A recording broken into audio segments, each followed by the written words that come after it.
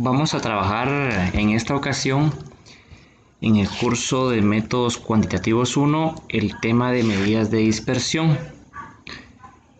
Bueno,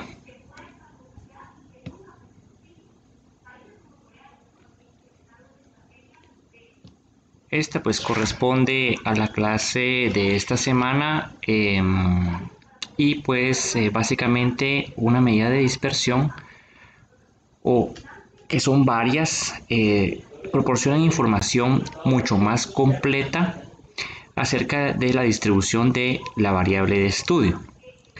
Estas pues son un poco más complejas que las que vimos en clase, que las medidas de tendencia central son mucho más complejas, pero a su vez proporcionan datos más confiables. Estas pues son llamadas también medidas de variabilidad y pues permiten determinar si los datos de una muestra se encuentran pues muy próximos entre sí o ellos se encuentran dispersos respecto a esa media. Y pues lo que miden es una dispersión de los datos respecto a una medida de tendencia central en relación a promedios estadísticos, y a esto se le llama también confiabilidad de las medidas de tendencia central.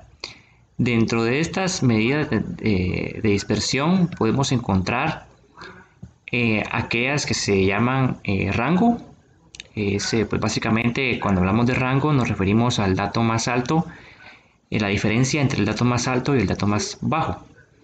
Rango intercuartil. Aquí estamos hablando de los cuartilos, estamos hablando de que podemos encontrar acumulación de datos en el primer 25% de agrupación de datos, o ya sea del 50%, del 75% o del 100%. Cuando hablamos de un decil 25, estamos hablando de un percentil 25, estamos hablando de un cuartil 1. Un 50 estamos hablando de un cuartil 2 y el 75% estamos hablando de un cuartil 3. Además de ello, eso se puede clasificar en una desviación cuartílica. También podemos encontrar otra medida de tendencia que se llama rango percentil y su desviación percentílica, la desviación media, desviación estándar, varianza, coeficiente de variación de Pearson. Desviación media, desviación estándar, varianza y coeficiente de variación de Pearson, pues lo vamos a ver en otra ocasión. Estas clases se van a enfocar básicamente a las primeras que mencioné. Entonces, la primera de ellas se le conoce como rango y básicamente es la amplitud de toda la agrupación de datos, y pues es bien sencillo de obtenerlo, y básicamente es el dato más alto menos el dato más bajo, y pues indica la distancia escalar y la vamos a denominar por la literal R mayúscula, y es la distancia entre los dos datos, ¿verdad? Esto pues no da ningún tipo de información completa, no me acerca, no me dice en dónde se encuentra la mayor cantidad de datos, si se encuentran en el primer cuartil, en el segundo o en el tercero o en el último. Solamente me proporciona un rango, un límite entre el más alto y el más bajo, pero únicamente. Muy bien, el segundo se le conoce como rango intercuartil, como RQ o como Q'. Y pues esto solamente lo que mide es la distancia de lado a lado con respecto a la mediana, o sea, hacia qué lado tiende la mayor cantidad de datos respecto a la mediana, considerando la mitad de los valores del conjunto.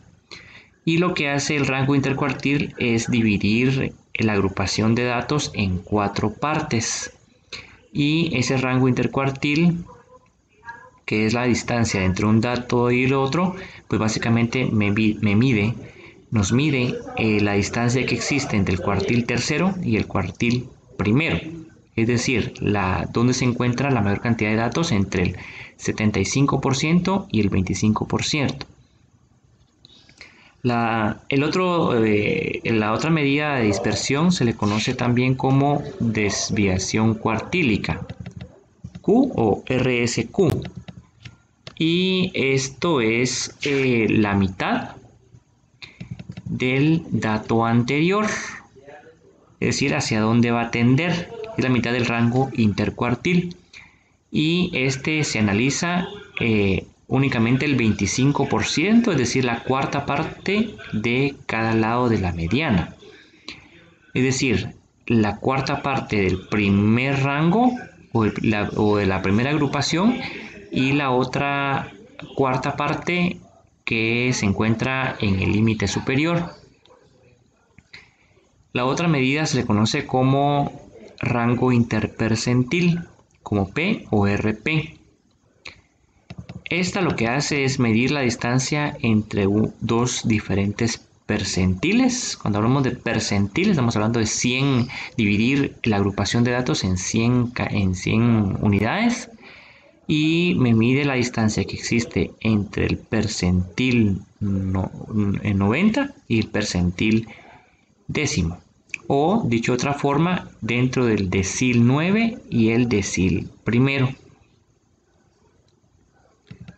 Y la quinta, pues que corresponde a esta presentación, habla acerca de la desviación percentílica, es decir, hacia dónde va a tender, y es la mitad del rango interpercentil, es decir, la mitad del rango anterior, y se analiza el 40% de cada lado de la mediana.